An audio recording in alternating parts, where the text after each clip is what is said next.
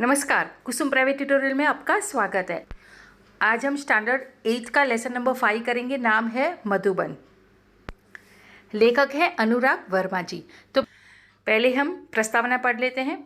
प्रस्तुत पाठ में श्री अनुराग वर्मा ने प्रसिद्ध लेखक डॉक्टर राजकुमार वर्मा जी का साक्षात्कार लिया है। देखो यहाँ पर जो अनुराग जी हैं, जो राइटर हैं, इन्होंने साक्षात्कार लिया है। साक्षात्कार का अर्थ होता है मुलाकात, इंटरव्यू लेना। ठीक है, तो अनुराग जी हैं, उन्होंने इंटरव्यू लिया है। किसका लिया है? तो रामकुमार वर्मा जी का। यहाँ अनुराग जी ने डॉक्टर वर्मा जी से उनकी काव्य रचना की प्रेरणा, लौकिक पारलौकिक प्रेम, देश की राजनीतिक स्थिति आदि पर प्रश्न पूछे हैं।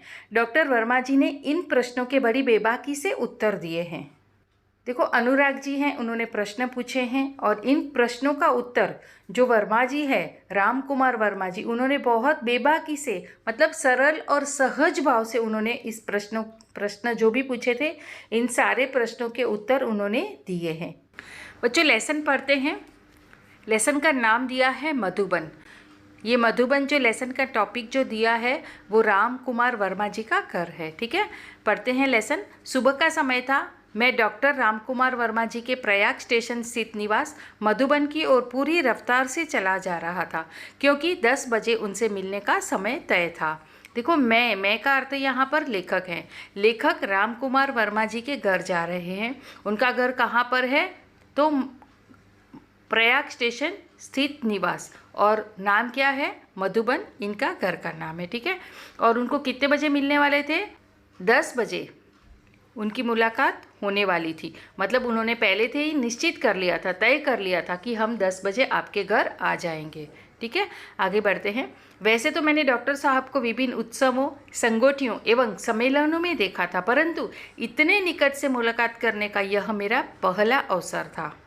लेखक कहते हैं कि मैं डॉक्टर साहब से उत्सवों में मिला हूँ, मतलब अलग अलग त्यौहार होते हैं तभी हमारी मुलाकात हुई थी। संगठनों एवं सम्मेलनों में, मतलब जब सेमिनार हुए थे, उन सेमिनारों में भी मैं बहुत बार लेखक के साथ मेरी मुलाकात हुई है, परंतु इतना निकट से, इतना पास से मुलाकात का जो अवसर है वो मेरा पहली बार है। मेरे दिमाग में विभिन्न विचारों का ज्वार उठ रहा था। कैसे डॉक्टर साहब होंगे, कैसा व्यवहार होगा उस साहित्य मनीषी का, आदि। तो जैसे वो जा रहे हैं, उनके दिमाग में अलग अलग विचार आ रहे हैं।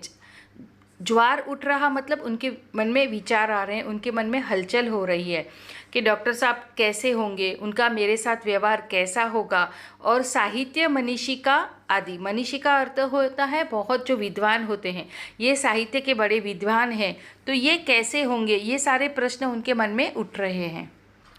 इन तमाम उठते और बैठते विचारों को लिए मैंने उनके निवास स्थान मधुबन में प्रवेश किया।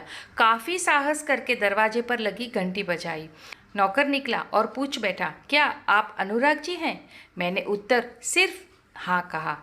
उसने मुझे ड्राइंग रूम में बिठाया और यह कहते हुए चला गया कि डॉक्टर साहब आ रहे हैं। इतने में डॉक्टर साहब आ गए। अनुराग जी, कैसे आना हुआ? आते ही उन्होंने प्रश्न पूछा।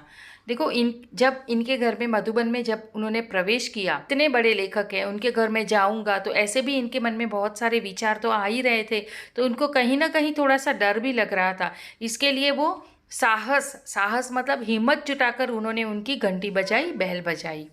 जैसे घंटी बजाई, इनका नौकर घर से बाहर आया और पूछा, क्या आप अनुराग जी हैं? मैंने उत्तर सिर्फ हाँ में कहा। जो लेखक है उन्होंने सिर्फ हाँ कहा कि हाँ मैं अनुराग जी हूँ। और फिर जो नौकर था, बाद में जो नौकर था ड्राइंग रूम में बिठाया, मतलब अपना जो हॉल होता है उस हॉल में उनको कहा कि आप बैठिए, डॉक्टर साहब अभी आएंगे। इतने में डॉक्टर साहब आ गए। अनुराग जी, कैसे आना हुआ? आते ही उन्होंने प्रश्न पूछा। मैंने कहा, डॉक्टर साहब, कुछ प्रसंग जो आपके जीवन से संबंधित हैं और उनसे आपको जो महत्वपूर्ण प्रेरणाएं मिली हो, उन्हीं की जानकारी हेतु आया था। तो क्या कहते हैं कि आपके जीवन में जो जो प्रसंग हुए हैं, उन प्रसंग के माध्यम से जो आपको महत्वपूर्ण जो प्रेरणाएं मिली है, उन प्रेरणाओं की मैं जानकारी लेने के लिए आपके पास आया हूँ। डॉक्टर साहब ने बड़ी सरलता से कहा, अच्छा तो फिर पूछिए। अभी उनको कहते हैं कि ठीक है, आप आए हो तो मुझे जो भी आपको जानकारी चाहिए उस जानकारी के लिए आप मुझे प्रश्न पूछ सकते हैं। उत्तर दे रहे हैं कि पहले तो मेरे जीवन में समाज की अंध व्यवस्था के प्रति विद्रोह अपने आप ही उदित हुआ। बच्चों, यहाँ पर विद्रोह का अर्थ है विरुद्ध और उदित का अर्थ है निर्माण होना, पैदा होना।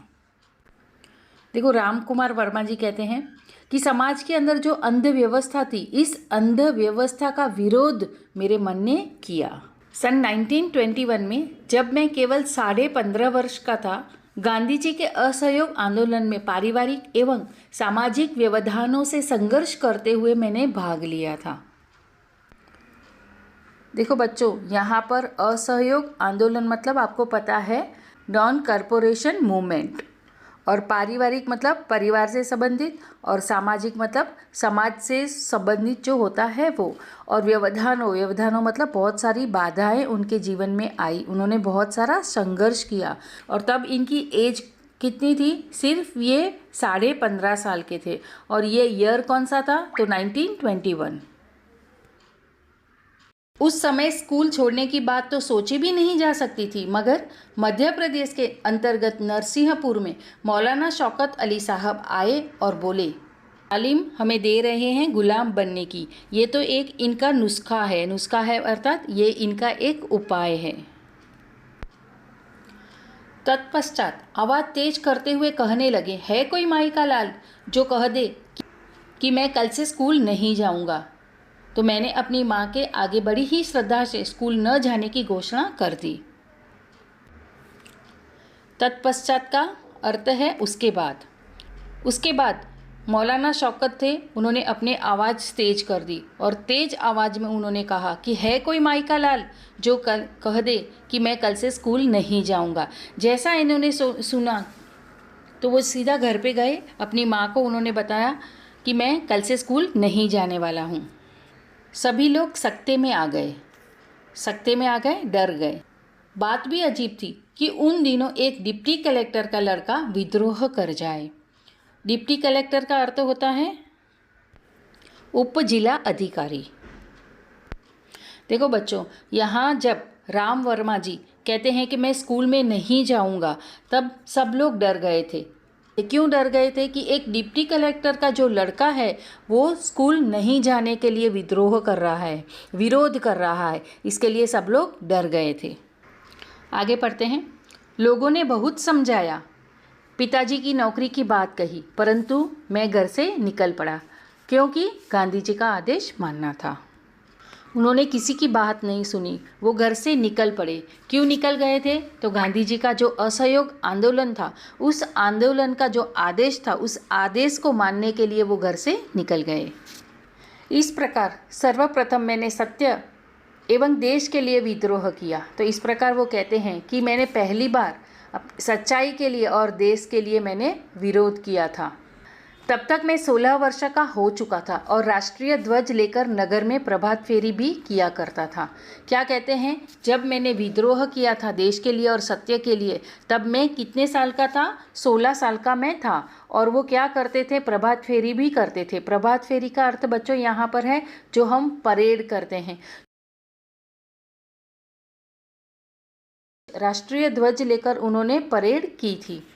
यह बात सन 1921 की है और इसी समय मैंने देश प्रेम पर एक कविता लिखी। यह मेरी कविता का मंगलाचरण था। उन्होंने पहली कविता लिखी थी और पहली कविता उन्होंने देश प्रेम पर लिखी थी।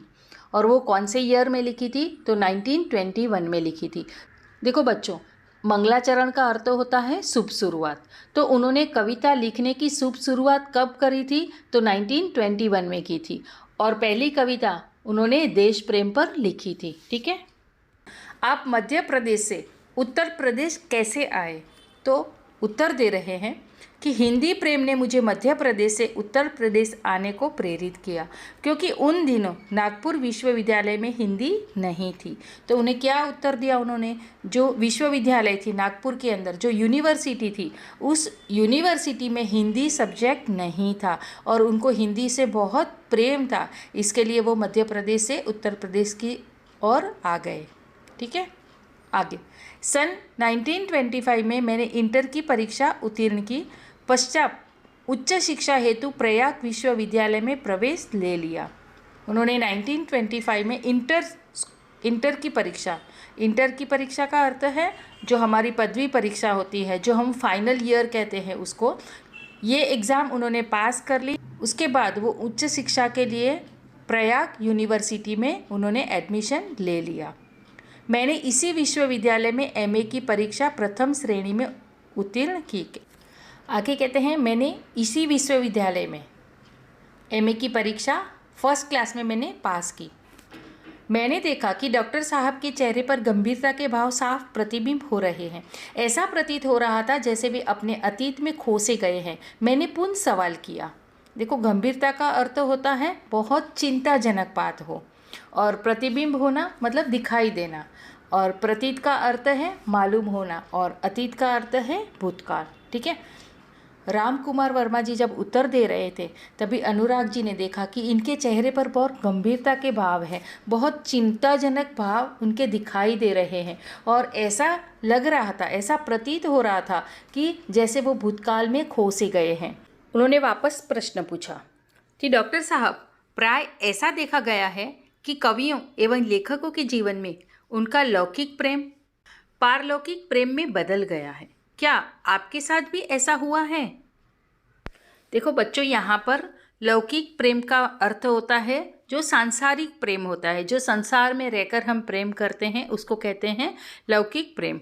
और दूसरा है पारलौकिक प्रेम। पारलौकिक प्रेम का अर्थ है जो परलोक संबंधी होता है, जिसे हम हेवनली भी कहते हैं।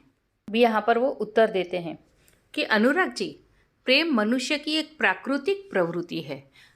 उनको उत्तर देते हुए कहते हैं कि अनुराग जी, जो ये प्रेम है नैसर्गिक, ये एक स्वभाव है मनुष्य का। सन 1926 में मेरा विवाह हो गया और मैं गृहस्थ जीवन में आ गया। कहते हैं कि 1926 में मेरी शादी हो गई और मैं पारिवारिक जीवन में आ गया। अब मुझे सात्विकता एवं नैतिकता से प्रेम हो गया। क्या कहते हैं कि मुझे जो सात्विक गुण होता है और जो एक नैतिक गुण होता है, इससे मुझे प्रेम हो गया।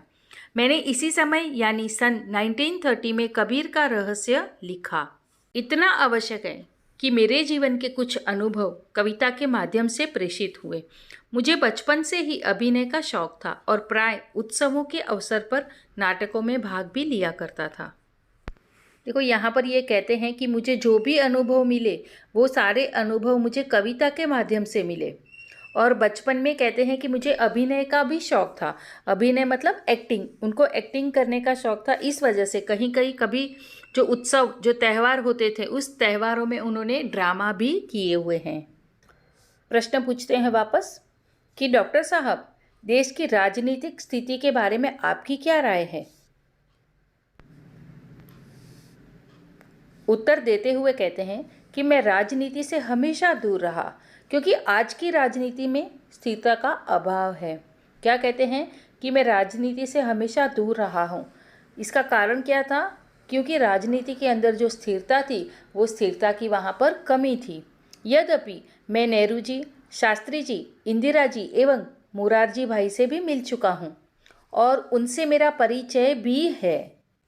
देखो, नेहरू जी, शास्त्री जी, इंदिरा जी एवं मोरारजी भाई देसाई, ये सब हमारे भूतपूर्व प्रधानमंत्री थे। ये कहते हैं कि इन सब से मेरा परिचय है, परंतु मैंने राजनीति से अपने आप को सदा दूर रखा। मुझे राजनीति में कोई रुचि नहीं है। मैं साहित्यकार हूँ और साहित्य चिंतन में ही विश्वास रखता हूँ। ये कहते हैं कि मैं राजनीति से हमेशा दूर रहा हूँ, मुझे कोई उसमें रुचि नहीं है, मुझे कोई उसमें इच्छा नहीं है। मैं एक साहित्यकार हूँ। तो साहित्यकार कौन होता है? जो समाज को अवेयर करता है, जो समाज सुधारक होता है, जो अपनी कलम से, अपनी कविताओं से, अपने लेखन से वो समाज को सुधारने का काम करते हैं, वो साहित्यकार होते हैं। तो वो कहते हैं कि मैं तो एक साहित्य चिंतन करने वाला एक साहित्यकार हूँ। और आगे कहते हैं कि इतना कहते हुए डॉक्टर साहब ने घड़ी देखी और बोले, अनुराग जी, मुझे 11:30 बजे एक कार्य से जाना है। तत्पश्चात उन्होंने मुझे एक कुशल अभिभावक की भांति आशीर्वाद देते हुए विदा किया। उसके बाद वो चले गए और एक कुशल अभिभावक का अर्थ होता है जो गार्डियन होते हैं, तो एक गार्डियन की तरह मुझे आशीर्वाद दिए और मुझे विदा किया। तो बच्चों, इस तरह से यहाँ पर ये हमारा लेसन कंप्लीट हो गया है। तो मिलते हैं हम अगले वीडियो में, तब तक के लिए धन्यवाद।